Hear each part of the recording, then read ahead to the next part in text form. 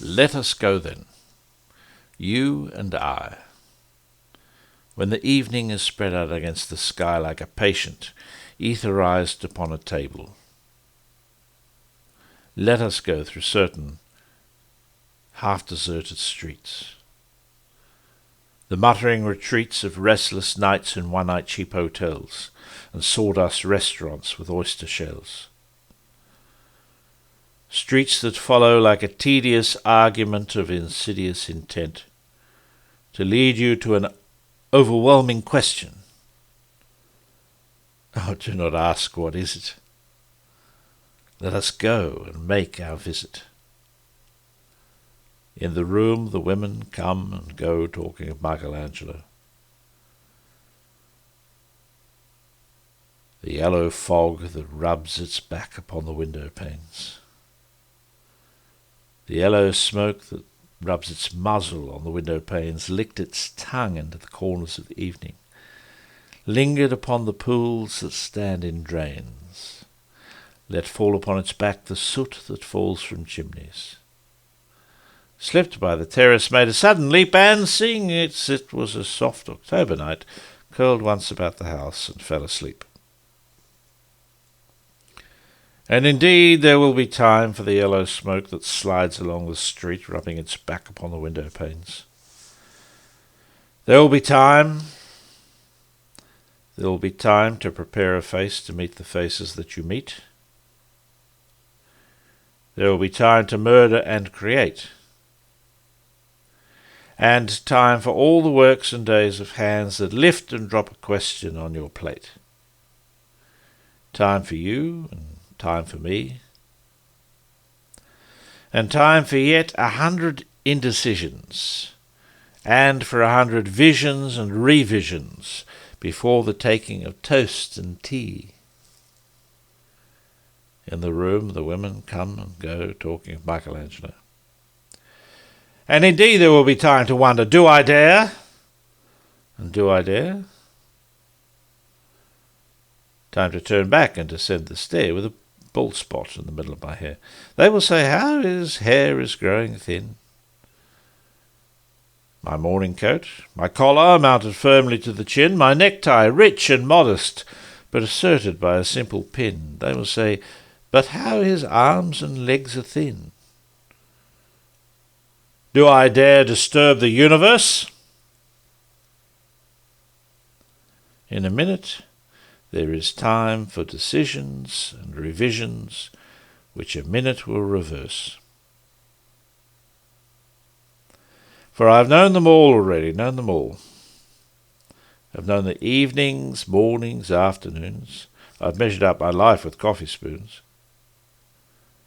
I know the voices, dying with a dying fall beneath the music from a farther room. So how should I presume? And I have known the eyes already, known them all. The eyes that fix you in a formulated phrase. When I am formulated, sprawling on a pin, when I am pinned and wriggling on the wall, then how should I begin to spit out all the butt ends of my days and ways? And how should I presume? And I have known the arms already, known them all. Arms that are braceleted and white and bare, but in the lamplight downed with light brown hair.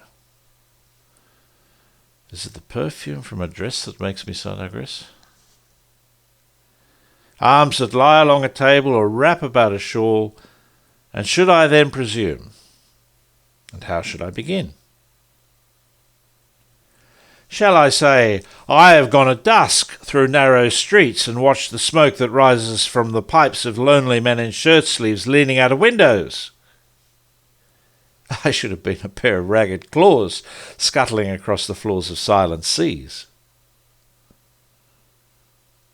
And the afternoon, the evening, sleeps so peacefully, smoothed by long fingers, asleep, tired, or it malingers, stretched on the floor here beside you and me.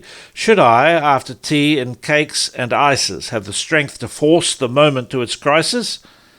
But though I have wept and fasted, wept and prayed, though I have seen my head, grown slightly bald, brought in upon a platter, I am no prophet, and here's no great matter. I have seen the moment of my greatness flicker, and I have seen the eternal footman hold my coat and snicker. And in short, I was afraid. And would it have been worth it, after all, after the cups, the marmalade, the tea, among the porcelain, among some talk of you and me, would it have been worthwhile to have bitten off the matter with a smile, to have squeezed the universe into a ball, to roll it towards some overwhelming question, to say, I am Lazarus, come from the dead, come back to tell you all, I should tell you all, if one, settling a pillow by a head, should say, that is not what I meant at all, that is not it at all. And would it have been worth it, after all? Would it have been worthwhile? After the sun sets and the dooryards and the sprinkled streets, after the novels, after the teacups, after the skirts that trail along the floor, and this and so much more, it is impossible to say just what I mean, but as if a magic lantern threw the nerves in patterns on a screen, would it have been worthwhile if one, settling a pillow or throwing off a shawl and turning toward the window, should say, that is not it at all, that is not what I meant at all. No, I am not Prince Hamlet, nor was meant to be. I am an attendant lord, one that will do to swell a progress, start a scene or two, advise the prince. No doubt an easy tool, deferential, glad to be of use, politic, cautious and meticulous, full of high sentence, but a bit obtuse, at times indeed almost ridiculous, almost at times the fool. I grow old. I shall wear the bottoms of my trousers roll. Shall I part my hair behind? Do I dare to eat a peach? I shall wear white flannel trousers and walk upon the beach. I've heard the mermaids singing, each to each. I do not think that they will sing to me. I have seen them riding seaward on the waves, combing the white hair of the waves blown back when the wind blows the water white and black. We have lingered in the chambers of the sea, by seagulls wreathed with seaweed red and brown, till human voices wake us